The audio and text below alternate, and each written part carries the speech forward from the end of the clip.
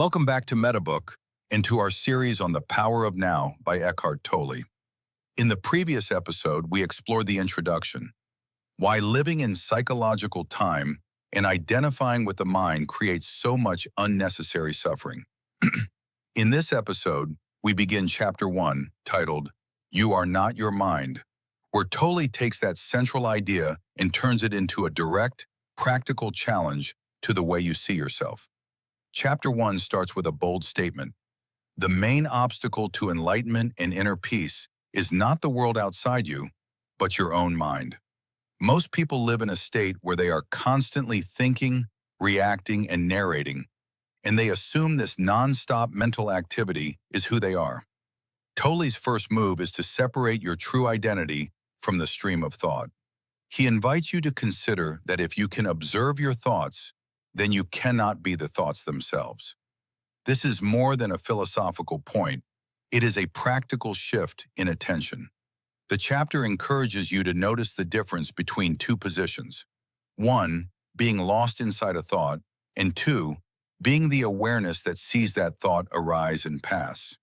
When you begin to experience this difference, even for a moment, a new sense of inner space appears. In that space, you are no longer completely controlled by every worry, memory, or judgment that passes through your mind.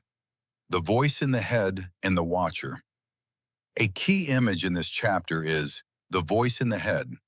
This is the stream of mental commentary that never seems to stop, replaying past conversations, planning future scenarios, criticizing yourself and others, labeling everything you see.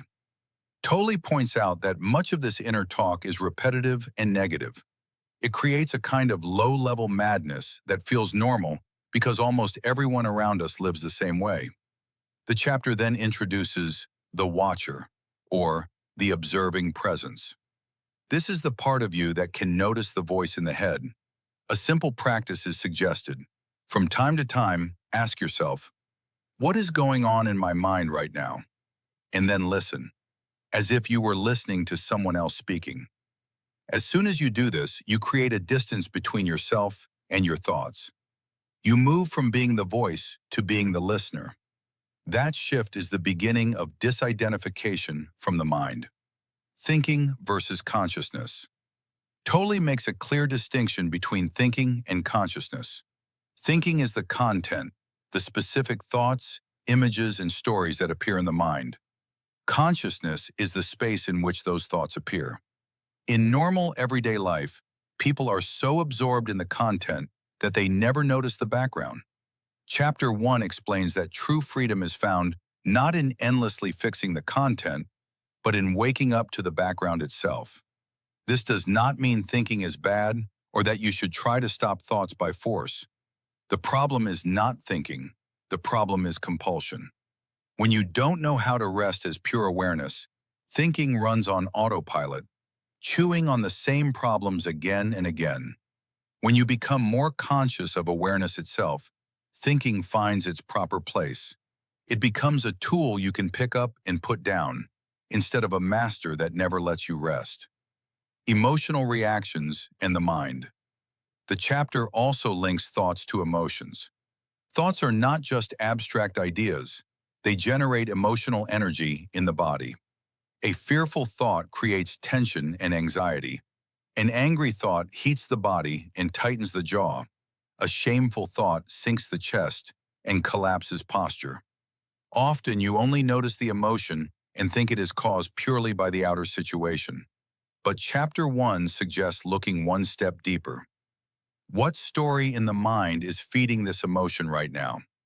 By observing this connection, you begin to see that you don't have to be a victim of every emotional wave.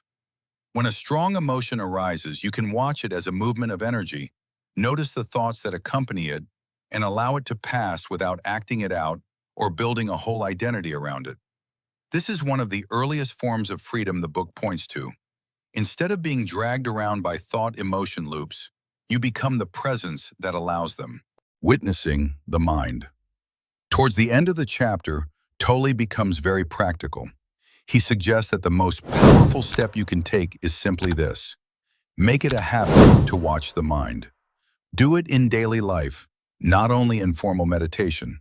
When you are walking, notice how many thoughts are about the past or future. When you are listening to someone, notice how often you are preparing your reply instead of actually hearing them.